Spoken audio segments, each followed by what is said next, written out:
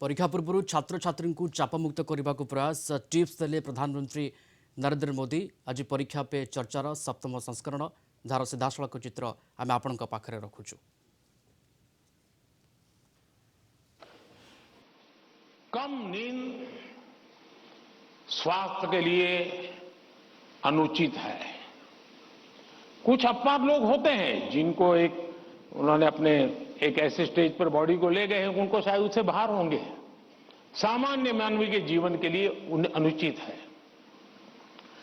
आप कोशिश कीजिए कि आपकी रिक्वायर जितनी भी नींद है वो आप पूरी लेते हैं, और ये भी देखिए कि साउंड स्लीप है कि नहीं। बहुत गहरी नींद होनी चाहिए। आप हैरान हो जाएंगे, ये जो टीचर बैठे हैं ना, बड़ी आयु के टीचर, ये सुनकर के जरूर चौंक जाएंगे। आज भी मैं इतना सारा मेरे पास काम है ना, आप लोगों जितना नहीं है।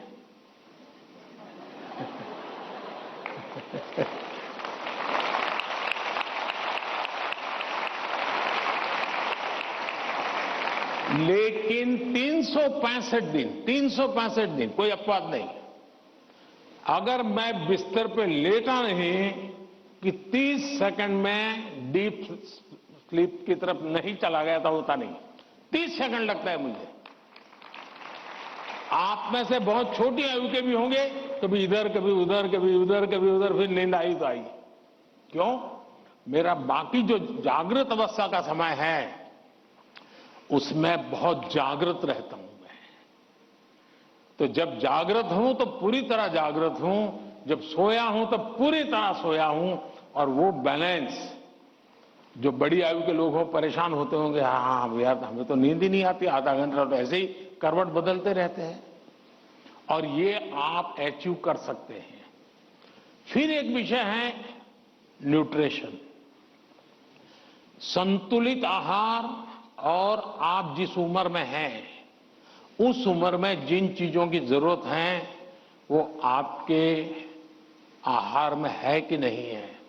एक चीज पसंद है, बस खाते रहते हो, पेट भर जाता है, कभी मन भर जाता है, लेकिन शरीर की आवश्यकताएं पूरी नहीं करता है।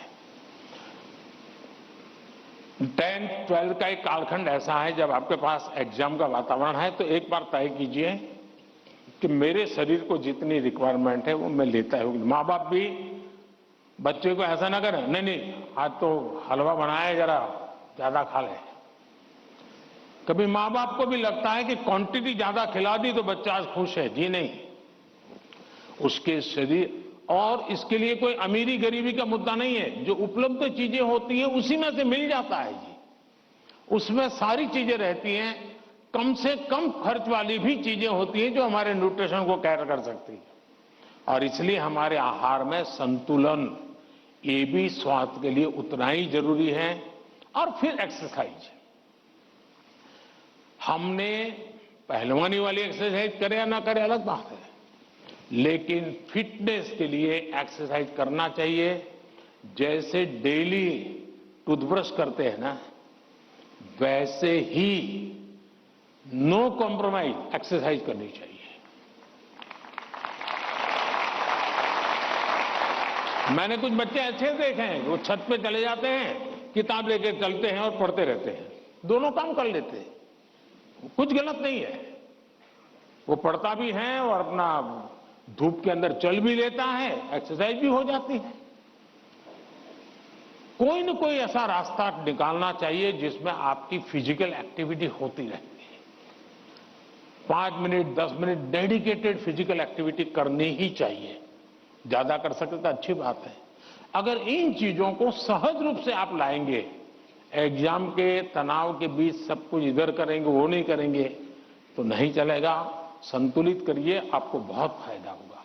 धन्यवाद।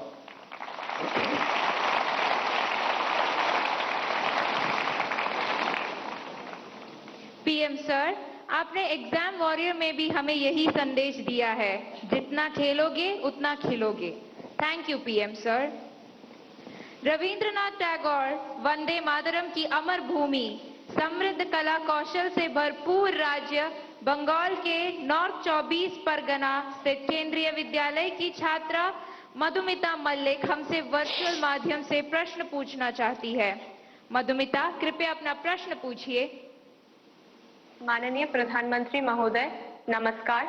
मेरा नाम मधुमिता मल्लिक है। मैं पीएम श्री केंद्रीय विद्यालय बैरकपुर थलसेना कोलकाता संभाग की 11वीं विज्ञान की छात्रा हूँ। मेरा आपसे यह प्रश्न है, आप उन छात्रों को क्या सलाह देना चाहेंगे जो अपने करियर के बारे में अनिश्चित है या किसी विशेष करियर या पेशे को चुनने के बारे में दबाव महसूस करते हैं? कृपया इस विषय पर मुझे मार्गदर्शन करें। धन्यवाद महोदय। धन्यवाद मधुमिता। पीएम सर, भगवान कृष्ण की उपदेश भूमि, वीर बहादुर खिलाड़ियों के प्रदेश हरियाणा पानीपत के द मिलेनियम स्कूल की छात्रा अदिति तनवर ऑनलाइन माध्यम से जुड़ी हुई है और आपसे मार्गदर्शन चाहती है। अदिति, कृपया अपना प्रश्न पूछिए। माननीय प्रधानमंत्री जी, नमस्कार। मेरा नाम अदिति तनवर है और मैं the millennium school Panipat Haryana की कक्षा 11वीं की छात्रा हूँ। मेरा आपसे प्रश्न यह है कि मैंने ह्यूमैनिटीज को अपने विषय के रूप में चुना है और लोग रोज मुझ पर ताने कसते हैं। मुझे यह विषय पसंद है, इसलिए मैंने इसे चुना है, पर कभी कभी तानों को संभालना मुश्किल हो जाता है। इन्हें कैसे संभालें और कैसे नजरअंदाज करें, मैं इसमें आपसे मार्गदर्शन चाहती हूँ। धन्यवाद श्रीमान, नमस्कार। Thank you Aditi. मधुमिता और अदिति तथा इन जैसे कुछ विद्यार्थी जीवन में करियर के चयन में दबाव अनुभव करते हैं। सर, एक विशेष करियर या स्ट्रीम चुनने की मानसिकता के दबाव की समस्या का कैसे समाधान करें? मुझे नहीं लगता है कि आप स्वयं कंफ्यूज हैं, आप स्वयं उलझन में हैं, ऐसा मुझे नहीं लगता है। हकीकत यह है कि आपको अपने पर भरोसा नहीं है, आपका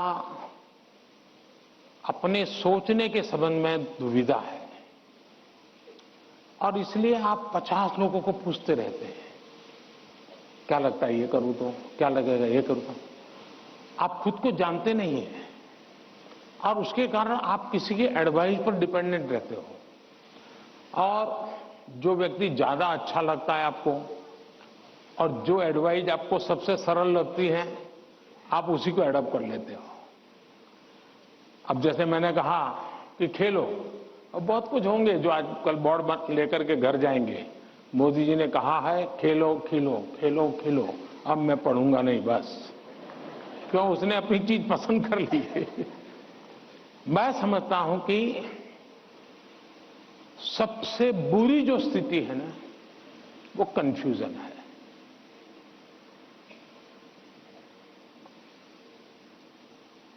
अनिर्णायकता है। अनिर्णायकता आपने देखा होगा, पुराने जमाने में ऐसी कथा चलती थी, कोई गाड़ी लेकर के जा रहा था और कुत्ता तय नहीं कर पाया, इधर जाओ उधर जाओ, और आखिरकार वो नीचे आ गया। यही होता है, अगर उसको पता है कि मैं उधर चला जाऊं तो हो सकता है कि वो ड्राइवर भी उसको बचा ले, लेकिन इधर गया इधर गया इधर गया तो ड्राइवर कितना ही एक्सपर्ट होगा, नहीं बचा पाएगा। हमें अनिश्चितता से भी बचना चाहिए, अनिर्णायकता से बचना चाहिए और निर्णय करने से पहले सारी चीजें हमने उसको जितने तराजू पर तोल सकते हैं तोलना चाहिए। दूसरा, कभी कभी कुछ लोगों को लगता है कि फलानी चीज वैसी है, ठीक नहीं चीज। अब मुझे बताइए, स्वच्छता का विषय अगर प्रधानमंत्री के रूप में देखें तो बहुत मामूली विषय है कि नहीं है?